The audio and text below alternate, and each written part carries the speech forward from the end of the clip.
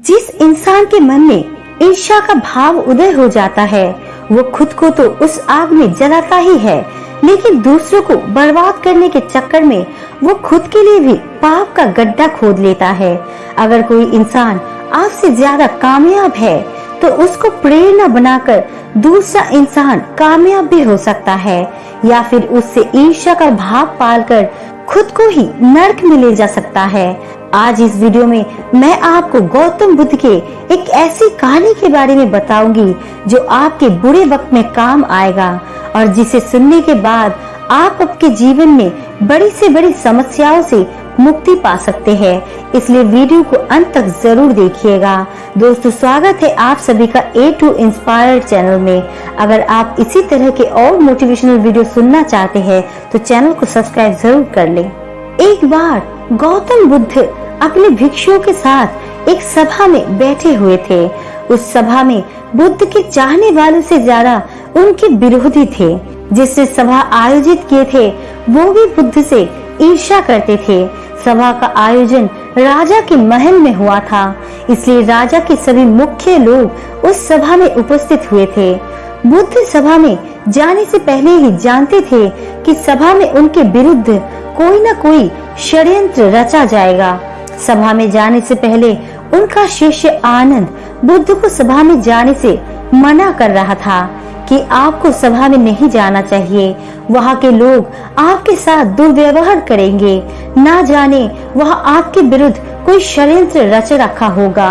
लेकिन बुद्ध अपनी करुणा की वजह से अपने आप को उस सभा में जाने से रोक नहीं पाए। सभा की शुरुआत होता है बुद्ध के साथ कुछ तीखे प्रश्नों से। बुद्ध से ईर्ष्या करने वाले लोगों का यही प्रयास होता है कि बुद्ध से कुछ ऐसा प्रश्न पूछा जाए जिसका उत्तर बुद्ध ना दे पाए, परंतु बुद्ध सभी प्रश्नों का उत्तर बड़ी आसानी से दे देते हैं। सभा में बैठे सभी लोग अपने अपने प्रश्न बुद्ध से पूछ ही लेते हैं और उन्हें प्रश्न का उत्तर भी मिल जाता है। तभी अचानक वहीं पर एक स्त्री आती है और बुद्ध से कहती है कि आप तो ध्यान की बातें करते हैं, ज्ञान की बातें करते हैं, सत्य की बातें करते हैं, आप लोगों को सत्य की राह में चलने की दिशा निर्देश देते हैं।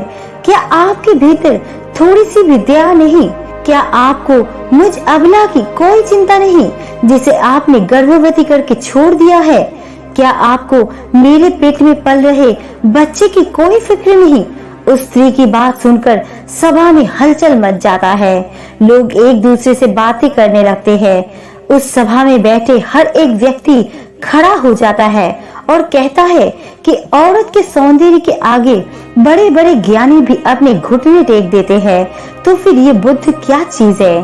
उसी में कोई और खड़ा होता है और बोलता है कि हमें बुद्ध से ये उम्मीद नहीं थी कि बुद्ध इतना भी नीचे गिर सकता है। इसी तरह सभी के सभी लोग खड़े होकर बुद्ध को भला बुरा कहते हैं, बिना सत्य को जाने ही कि सत्य क्या है बुद्ध को भला बुरा कहने लगते हैं। जब सभी लोग अपने मन की भड़ास निकाल लेते हैं तब राजा कहता है कि बुद्ध आप अपनी सफाई में क्या कहना चाहेंगे? और वो राजा भी बुद्ध से ईर्ष्या करता था। वो चाहते थे कि कैसे भी बुद्ध बदनाम हो जाए। यहाँ पर एक बात जो आपको जानना चाहिए कि इन सारी घटना का बुद्ध पर कोई असर नहीं था और ना ही लोगों के अपशब्दों का बुद्ध पर कोई असर था, और उस स्त्री के झूठे आरोप का बुद्ध पर कोई असर नहीं था। जानते हैं क्यों? क्योंकि बुद्ध सत्य को जानते थे और वो अपनी नजर में सही थे। सूत्र यही है कि चाहे पूरी दुनिया आपके खिलाफ क्यों ना हो जाए, अगर आप अपने नजरों में सही है, अगर आप अपने आप को जानते हैं कि आप सत्य के साथ खड़े हो, तो आपका कोई भी कुछ बिगाड़ नहीं सकता है। सभा के सभी लोग संदेह में थे, यहाँ तक कि बुद्ध के कुछ शिष्यों में भी संदेह आ गया था, लेकिन बुद्ध जानते थे कि वो क्या है, इसलिए उनके चेहरे पर थोड़ा सा भी बदलाव नहीं था। राजा बुद्ध से कहते हैं कि क्या आप अपनी सफाई में कुछ कहना चाहेंगे? बुद्ध उस स्त्री से कहते हैं, पुत्री, इस पूरे ब्रह्मांड में केवल दो ही लोग इस सत्य को जानते हैं कि तुम सत्य कह रही हो या असत्य। इससे पहले कि बुद्ध कुछ कहते, वो स्त्री बुद्ध से अपनी नजर चुराने लगी।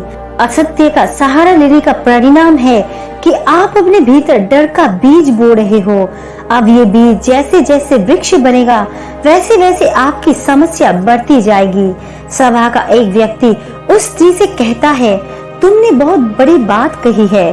अगर ये गलत साबित होता है तो तुम जानती हो ना कि तुम्हें क्या सजा दिया जाएगा। उस व्यक्ति की बात सुनकर उस स्त्री के हाथ पैर कांपने लगते हैं और वो तेजी से वहां से भागने लगती है। तेजी से भागने के कारण उस स्त्री ने अपने पेट में जो भी गठरी बांध रखी थी वो जमीन पर गिर जाती है और सत्य सबके सामने आ जाता है। उस स्त्री ने अपने पेट पर गठरी इस तरह बांध रखी थी जैसे लग रहा था कि वो स्त्री गर्भवती है। राजा उसी समय उस स्त्री को बंदी बनाने का आदेश देता है, लेकिन बुद्ध के कहने पर उस स्त्री को क्षमा कर दिया जाता है। एक बात हमेशा याद रखें, आपका धैर्य और आपका अपनी नजरों में सही होना आपको बड़ी से बड़ी समस्याओं से बचा सकता है।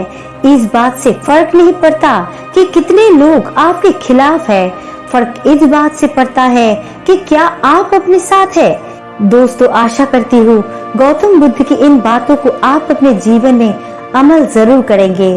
तो दोस्तों, आपको ये वीडियो कैसी लगी हमें कमेंट्स करके जरूर बताना, और अच्छी लगे तो लाइक एंड सब्सक्राइब जरूर करना। आपका कीमती समय देने के लिए दिल से शुक्रिया।